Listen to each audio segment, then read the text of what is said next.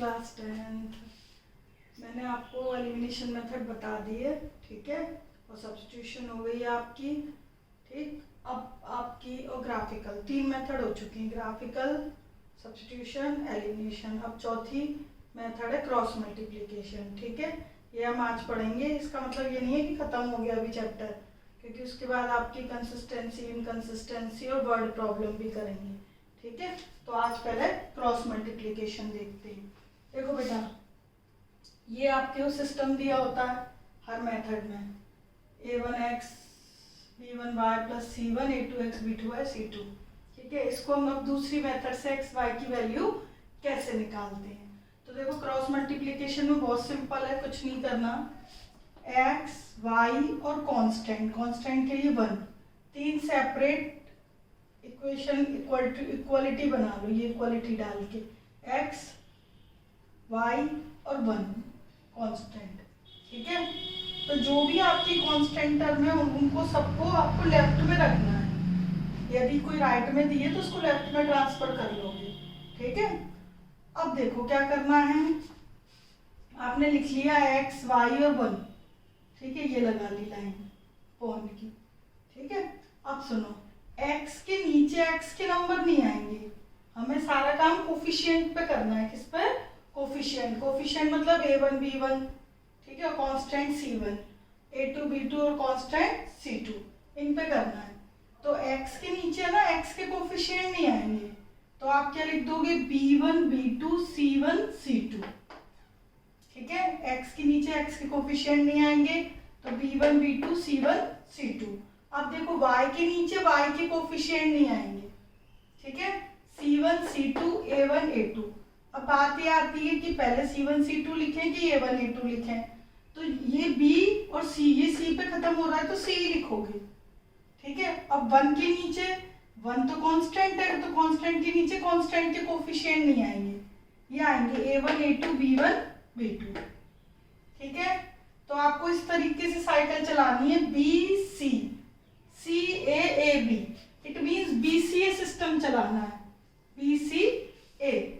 देखो b c, फिर c पे खत्म है c a, फिर a, फिर अगेन b, ठीक है। तो इसको मैं एक और टेक्निक से लिख देती हूँ, b1 b2 c1 c2 a1 a2 again b1 b2।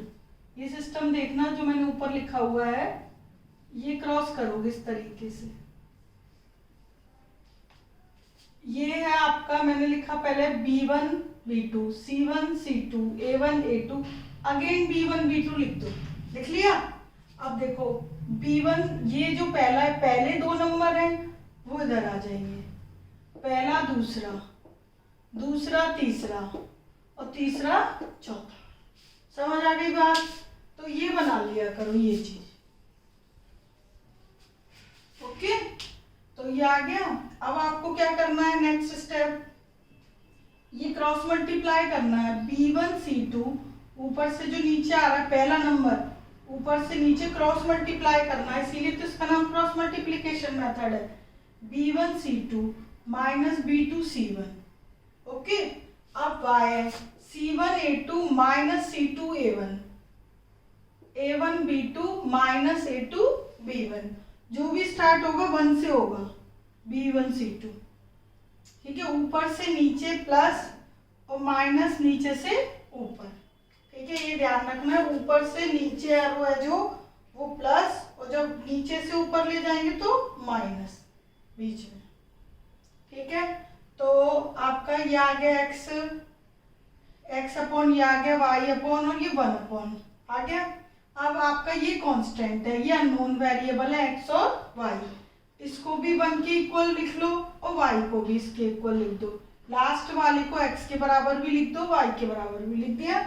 उसके बाद ये ऊपर शिफ्ट कर दो अपॉन ये, तो b1 c2 minus b2 c1 a1 b2 minus a2 b1, ये हो गई x की वैल्यू, और y की c1 a2 minus c2 a1 a1 b2 minus a2 c1, दोनों के डिनोमिनेटर सेम है।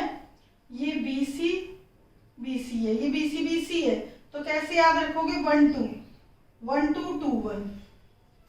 एक्स में देखो ए नहीं आएगा अगर ऊपर, तो बचा क्या है ए के बाद बी और सी, तो बी सी आपने लिख दिया। अब बात आती है नंबरिंग की, तो देखो 1 2 और 2 1, और y है तो y का कोफिशिएंट ऊपर b नहीं आएगा, ठीक है।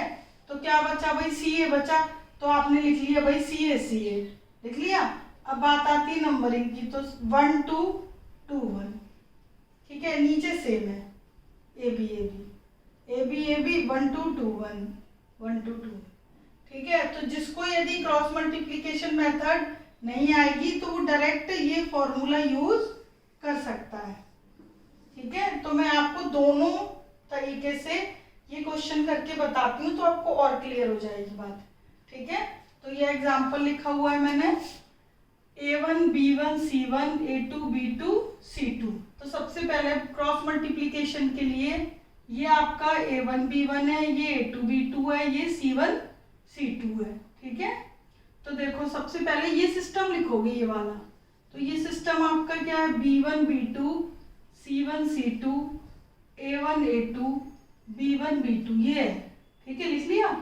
अब देखो इस क्वेश्चन के अकॉर्डिंग B1 B2 क्या है, -1 और 1, भाई ये सिस्टम इससे कंपेयर होगा ना, A1x B1y प्लस C1, और दूसरी equation A2x B2y plus C2, इससे कंपेयर करोगे। तो इससे यदि कंपेयर करेंगे हम, तो B1 की वैल्यू -1, B2 की 1, ठीक है, C1 की -3 ओके, समझ आ गई बात। ये आपकी B1 B2 की वैल्यू, ये C1 C2 की वैल्यू। अब लिख दो A1 A2 की वैल्यू। अब अगेन B1 B2, ये वैल्यूज लिख ली हमने सारी। अब हमने सेकंड स्टेप क्या किया था, क्रॉस मल्टीप्लाई, ये ठीक है, x upon y upon 1 upon, तो B1 सेकंड स्टेप क्या थी, B1 B2 C1 C2, तो ये B1 B2 C1 C2 C1 C2 A1 A2 और A1 A2 again B1 B2, okay. तो आपको ए बी सी की वैल्यूज उनकी पर्टिकुलर पोजीशन पे रखनी है। अब उसके बाद क्या था, क्रॉस,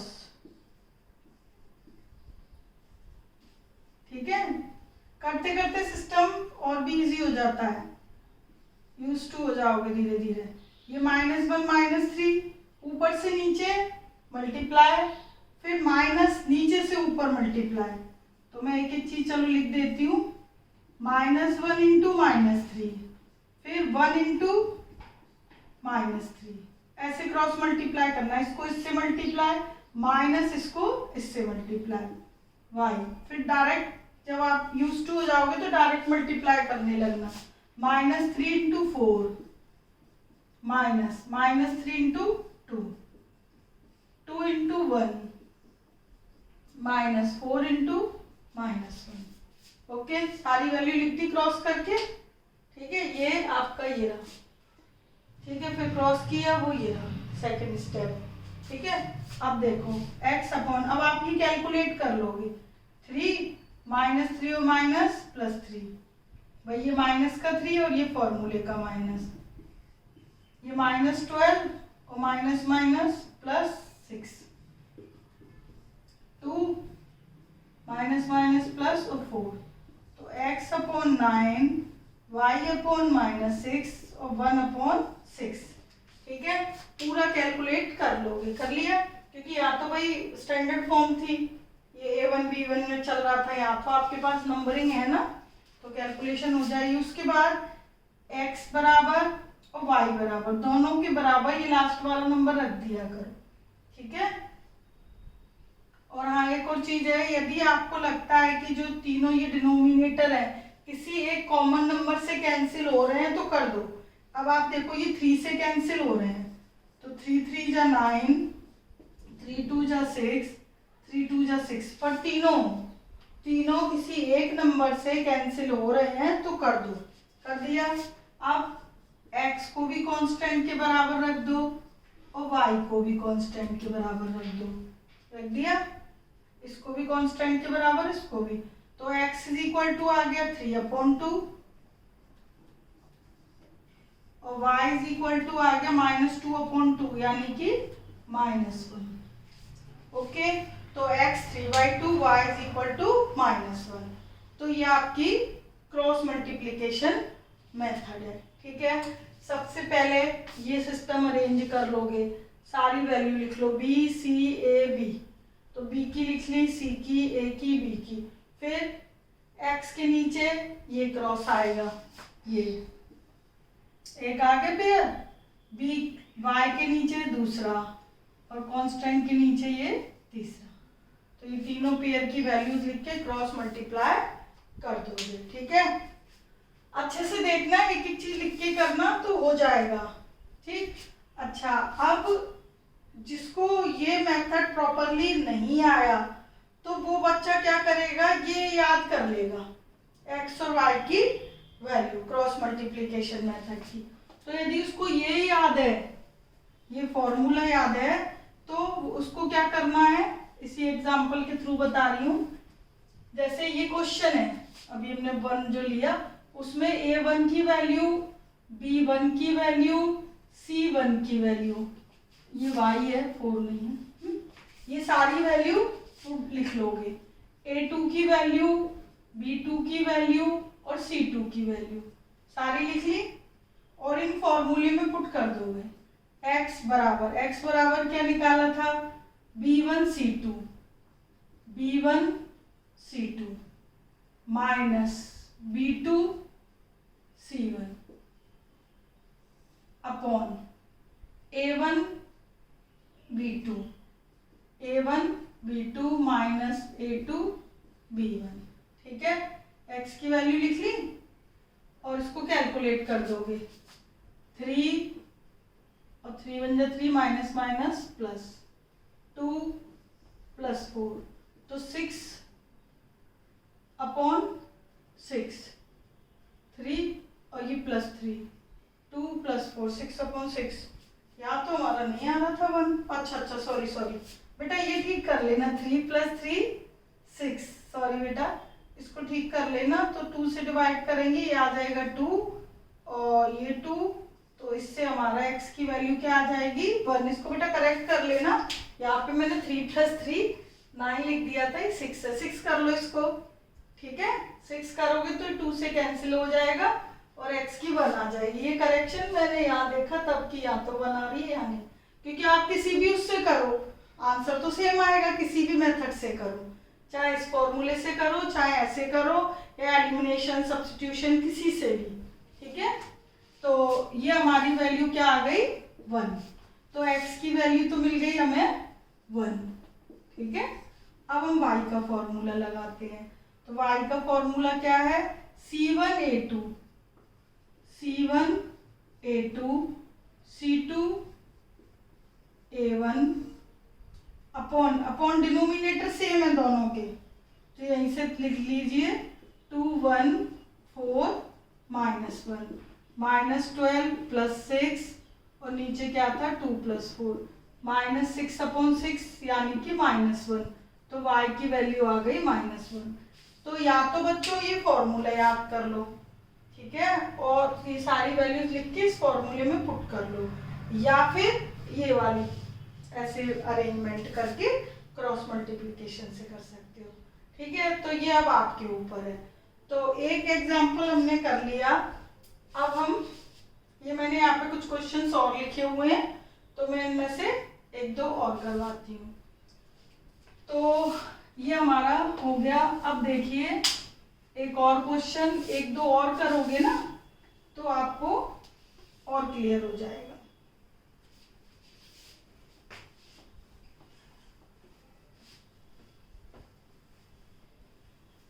देखिए ये एग्जांपल सेकंड, ये जो क्वेश्चंस मैंने लिए हैं इनमें ना डिजिट्स नहीं है, ए बी की फॉर्म में ही है, तो आंसर भी ए बी की फॉर्म में आएगा।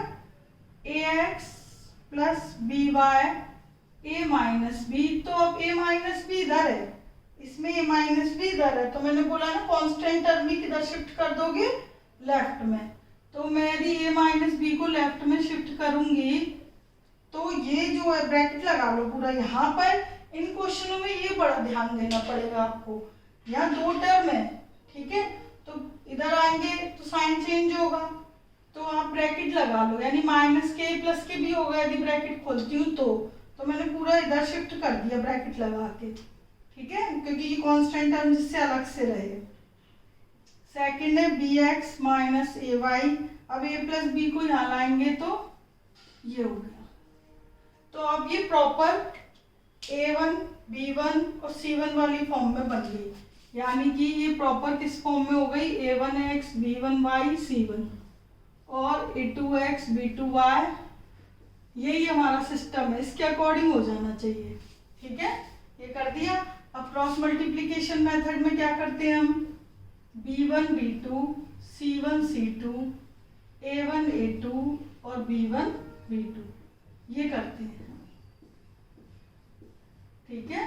तो अब मैं b1 b2 की वैल्यू क्या है, b और माइनस है, b1 b2 यानी कोफिशिएंट ऑफ y, तो b माइनस है, c1 c2 कांस्टेंट, तो माइनस के a माइनस b और माइनस के a plus b, a1 a2 x के coefficient a b, b1 b2 again ये, तो ये सारी हमने वैल्यूज लिख ली। अब क्रॉस मल्टीप्लीकेशन के हिसाब से x, y और 1, ठीक है, क्या करना है, x के नीचे इन दोनों का क्रॉस, y के नीचे इन दोनों का क्रॉस और 1 के नीचे इन दोनों का, b into this b1 c2, b1 into c2 minus, अब माइनस में इन दोनों का मल्टीप्लाई है ना, तो माइनस है वो माइनस, तो माइनस माइनस ये खुद ही प्लस हो गए, तो मैं ये माइनस सा माइनस नहीं लगा रही, ए माइनस बी, इन दोनों का मल्टीप्लाई कर रहे हैं हम, ए इंटू ए माइनस बी और माइनस माइनस प्लस, और ये किसका है, फॉर्मूले का, ठीक है। अच्छा y के नीचे क्या आता है, ये b1 c2, ठीक है, फॉर्मूला हम लिख चुके हैं, तो b into minus A minus B minus फॉर्मूले का माइनस और a इंटू दिस, तो माइनस माइनस प्लस, अब 1 के नीचे a into minus A minus b into B, ठीक है, फॉर्मूला आपके पास पहले लिखा हुआ था भी। अब हम करेंगे कैलकुलेशन, ठीक है, कोई दिक्कत तो नहीं है, यदि दिक्कत है तो देखो मैं यहाँ फॉर्मूला लिख देती हूँ, x अपॉन क्या था, b1 c2, b x के अपॉन में ये था, ठीक है, और y के अपॉन में और 1 के अपॉन में ये, ठीक है, या BC CA AB, तो ये हमने वैल्यूज लिखी हैं। तो आप चाहे तो ऐसे अलग अलग करके लिख लीजिए और चाहे ऐसे करके लिख लीजिए। तो मैंने तो ये x के नीचे आता है नंबर, इसका क्रॉस, पहले 2 का पहला दूसरा क्रॉस x के नीचे, दूसरा तीसरा क्रॉस y के नीचे, तीसरा चौथा क्रॉस कांस्टेंट के नीचे, तो वो क्रॉस मैंने यहाँ पे सेपरेट करके भी लिख दिए हैं। तो अब हम इसको कैलकुलेट करेंगे, सारे ब्रैकेट ओपन कर दो, minus B A minus B square minus A square plus A B, इसी तरह इसका कर दो, माइनस बी से माइनस ए बी, साइन का विशेष ध्यान रखना भाई, स्पेशल साइन की गड़बड़ हो गई तो पूरा क्वेश्चन गलत हो जाएगा, minus A square minus B square, तो x अपॉन, देखो बेटा A B cancel, minus A square minus B square बचा, A B cancel, A square plus B square बचा, और इधर minus A square minus B square, तो ये हमारे टर्म आ गई। अब देखो इससे आगे, ये आ गया, अब इसमें से यदि मैं माइनस साइन कॉमन ले लूं तो क्या आएगा, ए स्क्वायर प्लस बी स्क्वायर, और इसमें से भी ले लो x upon minus A square plus B square, और ये ऑलरेडी ए स्क्वायर प्लस बी स्क्वायर है ही, और लास्ट वाले में से भी मैंने माइनस साइन कॉमन ले लिया। इसलिए ले लिया कि मुझे दिखाई दे रहा है कि माइनस कॉमन ले लूं तो ये तीनों फैक्टर सेम हो गए। तो मैंने कहा था कोई भी यदि कॉमन नंबर दिखाई दे तीनों के नीचे तो उसको उससे डिवाइड कर दो, ये कैंसिल हो जाएंगे। तो x upon minus one, Y upon one और वन अपॉन माइनस वन, ठीक है। तो x के बराबर कांस्टेंट रख दो और y के बराबर भी कांस्टेंट रख दो, रख दिया। तो x बराबर क्या आ गया, वन, भाई माइनस माइनस क्या हो गए, कैंसिल, और y बराबर minus one, one upon minus one क्या होता है, माइनस वन। तो ये आ गई एक्स वाई की वैल्यू, ठीक है। तो यहाँ पर हमारे जो ए बी, कई बार आंसर ए बी की फॉर्म में भी आता है, बट यहाँ पर हमारे ए बी सारे क्या हो गए, कैंसिल, ओके। तो एक्स की वैल्यू वन और वाई की माइनस वन, ओके। तो ये है, मैंने क्रॉस मल्टीप्लीकेशन से किया है। तो ये जो साइकिल है ये वाली, या तो ये समझ आ गई, ये आपको याद करना ही पड़ेगा, नहीं तो वो x बराबर y बराबर डायरेक्ट जो फॉर्मूला है उसमें भी पुट कर सकते हो। तो अब ये आपके ऊपर है कैसे करोगे, ठीक है। अब देखो ये जो क्वेश्चन है थर्ड मैंने जो लिखा हुआ है, थर्ड और फोर्थ, इनको मैंने इसलिए लिखा है ये बताने के लिए कि a1 b1 को किस तरह अरेंज करोगे, ठीक है। अब जैसे देखो थर्ड है आपका ये वाला, इसमें थर्ड में ना ये x का कोफिशिएंट a1, ये b1 और ये पूरा नंबर इधर लाओगे, ठीक है। थर्ड को मैं अरेंज कर रही हूँ a minus B x, a1 अलग दिखाई दे रहा है, b1 अलग दिखाई दे रहा है, ये चीज इधर लाओ। अच्छा ये बताओ, ये a square plus B square minus क्या है, 2ab, तो इसको हम a माइनस बी का होल स्क्वायर भी लिख सकते हैं, ठीक है। और यदि नहीं लिखना है तो पूरा ऐसे ब्रैकेट करके लाया करो। तो ये कांस्टेंट टर्म इधर लाओगे ना जब भी, तो ब्रैकेट बना के लाओगे, फिर साइन चेंज करोगे, ये प्लस का है तो इधर लाओगे तो माइनस का, ठीक है। तो ये हो गया। अब दूसरी लाइन गौर से देखना, इधर x y अलग अलग नहीं है, a plus B X plus Y है, तो a प्लस बी में a प्लस बी का इस ब्रैकेट में मल्टीप्लाई कर दो, a प्लस बी एक्स और a प्लस बी वाई, ठीक है। a प्लस बी का इधर भी कर दिया इधर भी कर दिया। अब वही कांस्टेंट वाली बात है तो ब्रैकेट लगा के इधर लेकर आओगे, minus A square plus B square, ये अब करोगे इसको सॉल्व आप। तो ये a1 b1 c1 a2 b2 c2, ठीक है। इस तरीके से थर्ड अरेंज होगा। और आपका जो फोर्थ अरेंज होगा वो देखो, इधर डिनोमिनेटर में है ना ये, तो एलसीएम ले लो, bx plus ay, a plus b ab, b square X a square Y और 2a स्क्वायर बी स्क्वायर। ये देखो मैंने इधर एलसीएम ले लिया है, ठीक है, और a स्क्वायर बी स्क्वायर इधर कर दिया, ठीक है। अब ये जो टर्म है इसकी कांस्टेंट हो गई आपकी, इसको इधर शिफ्ट कर दोगे, ठीक है। जो थर्ड फोर्थ मैंने अभी करवाए थे उनको सेट किया था, ठीक है, अकॉर्डिंग टू सिस्टम के, तो वो आप सॉल्व करना क्रॉस मल्टीप्लिकेशन से, और नहीं आए तो फिर बताना, ठीक है। अरेंज तो मैंने कर दिए हैं जिससे आप a1 b1 c1 और a2 b2 c2 अच्छी तरह आइडेंटिफाई कर पाओ, ठीक है। वो थर्ड फोर्थ करना, और नहीं आए तो बोलना, ओके। अब देखो मैं कुछ क्वेश्चन यहाँ पे कंसिस्टेंसी पे लिए, हालांकि कंसिस्टेंसी पे पहले भी हम क्वेश्चंस कर चुके हैं, लेकिन वो हमारे बहुत कम क्वेश्चंस हुए थे। आज मैंने काफी सारे क्वेश्चंस लिए हैं क्योंकि ये आते हैं आपके एग्जाम्स में, ठीक है। तो कंसिस्टेंसी मतलब यहाँ सोल्यूशन है और इनकंसिस्टेंसी यहाँ सोल्यूशन नहीं है, इसकी मैं रिजल्ट्स आपको लिखवा चुकी हूँ। तो क्वेश्चन किस टाइप के आते हैं वो मैं बता रही हूँ, ठीक है।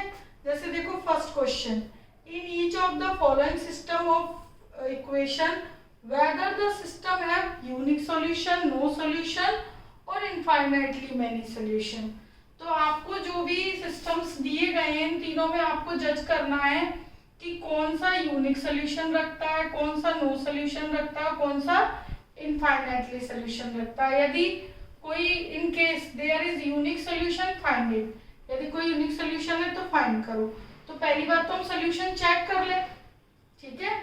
तो आपको पहले चेक करने को बोला है, डिटरमाइन करने को। तो देखो आप कैसे चेक करते हो, रेशो देखते हो, है ना। तो यहाँ पर भी जैसे मैंने 3 सिस्टम लिखे हुए हैं, तो पहले सिस्टम में देखो मैंने रेशो चेक किया है A1 A2 5/7, B2 B1 B2 2/-4।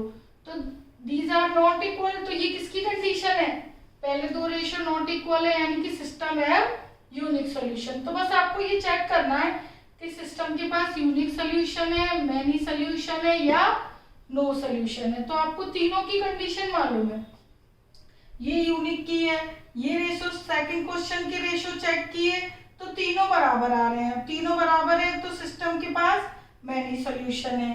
Third question के रेशो चेक किए तो पहले दूसरा बराबर आ रहा है, तीसरा बराबर नहीं है, तो यानी ये कंडीशन नो सॉल्यूशन की है। तो क्वेश्चन में लिखा है यदि जिसके पास यूनिक है उसे सॉल्व करो, तो ये पहले वाले की यूनिक थी, अब इस सिस्टम को आप किसी भी मेथड से सॉल्व कर लेना, एक्स वाई की वैल्यूज आ जाएंगी, क्योंकि इनफाइनाइटली और नो सॉल्यूशन में हम सॉल्व नहीं करते क्वेश्चन को, ठीक है। तो ये हो गया फर्स्ट। सेकंड देखो किस टाइप का है ये। आप जब भी क्वेश्चन करो पहले हेडिंग पढ़ लो क्या पूछा है, ठीक है। तो इसमें तो केवल पूछा था कि यूनिक है, मैनी है या नो है। अब देखो सेकंड क्वेश्चन, ठीक है। सेकंड क्वेश्चन में देखो क्या, for each of the following equation determine value of के।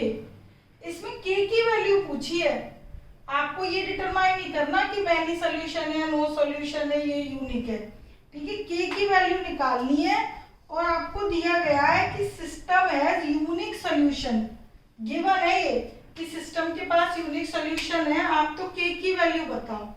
तो अब देखो यहाँ पे मैंने 2 क्वेश्चन लिखे हुए हैं।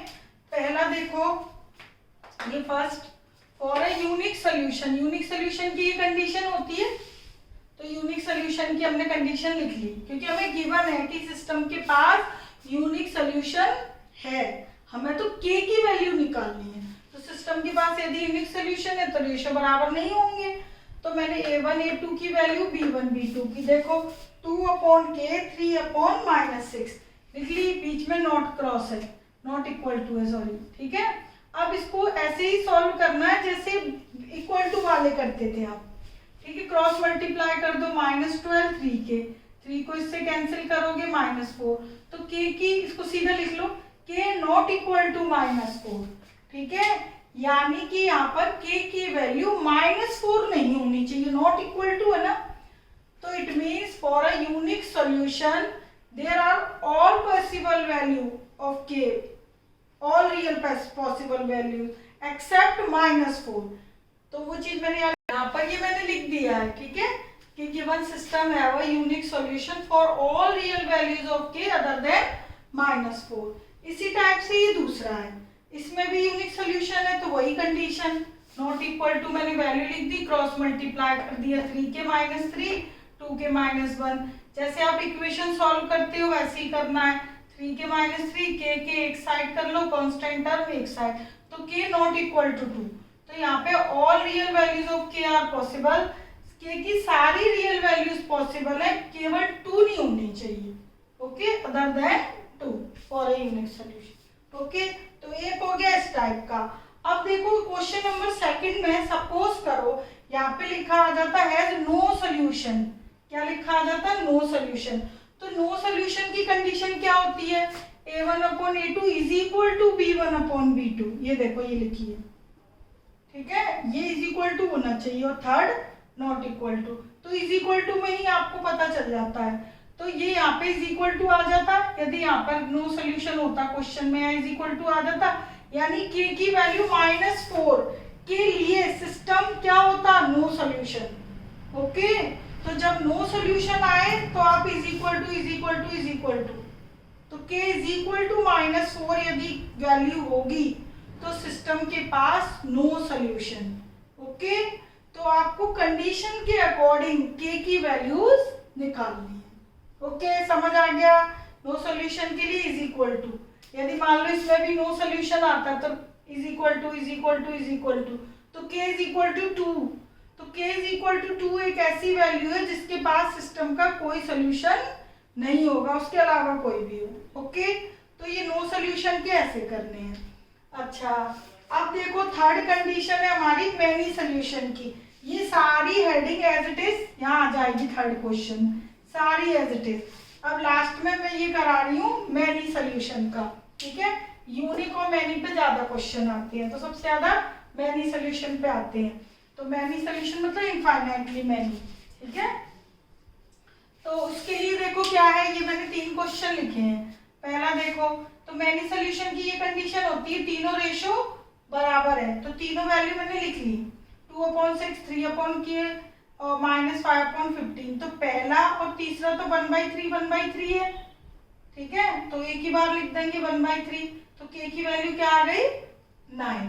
अब इसमें भी तीनों नंबर लिख लो, a1/a2, b1/b2 और इसको मैंने इधर करके लिख दिया है c1/c2। अब इधर देखो कि इधर भी है, इधर भी है, उधर भी है। इधर तो फर्स्ट और लास्ट क्या था, सेम था। मैंने तीनों टाइप के अलग अलग बिल्कुल डिफरेंट टाइप के क्वेश्चंस लिए हुए हैं जिससे कि कोई टाइप रह ना जाए। तो यहाँ पे हर एक टाइप हो रही है, ठीक है, कोई भी छूटी नहीं है। ओके, तो देखो इसका सेकंड, ये देखो इसमें क्या करोगे, इधर भी के है, फर्स्ट और सेकंड को बराबर रखोगे और सेकंड और थर्ड को बराबर रखोगे। जब तीनों जगह नंबर आए के तो पहला, दूसरा, दूसरा, तीसरा। अब कैलकुलेशन करोगे, ठीक है, ये के कैंसिल मत किया करो क्योंकि ये क्वाड्रेटिक बनती है क्रॉस करके, k² - 3k और ये 3k। तो पहले इसको सॉल्व कर लो, k² - 6k is equal to 0, k common ले लो, k - 6 0। तो यहाँ क्वाड्रेटिक बनेगी, k की 2 वैल्यू आ रही है, एक तो 0 आ रही है और एक 6 आ रही है, ठीक है। कभी भी वेरिएबल को कैंसिल नहीं करते, ठीक है। कोई कांस्टेंट टर्म होती तो कर देता, मान लो यहाँ 6 होता तो मैं कर देती। अब इसको सॉल्व करेंगे हम, माइनस, हाँ माइनस कर सकते हो, ये आ गया 36 और ये k², तो k की वैल्यू क्या आ गई +/6, तो यानी k की 2 वैल्यू आ गई, एक 6 और एक -6। तो यहाँ पर भी k की 2 वैल्यू आई और यहाँ भी 2 आई, तो बेटा जो कॉमन होती है वही आंसर होता है। ओके, समझ आई बात। तो यहाँ पे भी तो ओवरऑल जो कॉमन होगा वो आंसर होगा, तो k = 6 होगी, यानी k यदि 6 है तो इस सिस्टम के मैनी सोल्यूशन होंगे। For k = 6 system have many solution. अब बात आती है क्वेश्चन नंबर थर्ड की, थर्ड। तो मैनी सोल्यूशन है a1/a2, b1/b2 और c1/ ये कांस्टेंट टर्म इधर ले आइए, ठीक है, c1/c2। अच्छा, इस ऐसे केसेस में यदि आप c1 c2 इधर ना भी लाना चाहो तो चलेगा, लेकिन क्रॉस मल्टीप्लिकेशन में इधर लेकर आओगे लेफ्ट में, ठीक है।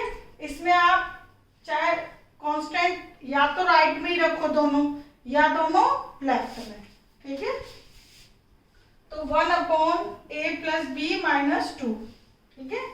यदि मैं इधर लाऊंगी तो यहाँ माइनस साइन आ जाएगा, यहाँ और यहाँ, तो माइनस क्या हो जाएंगे, कैंसिल।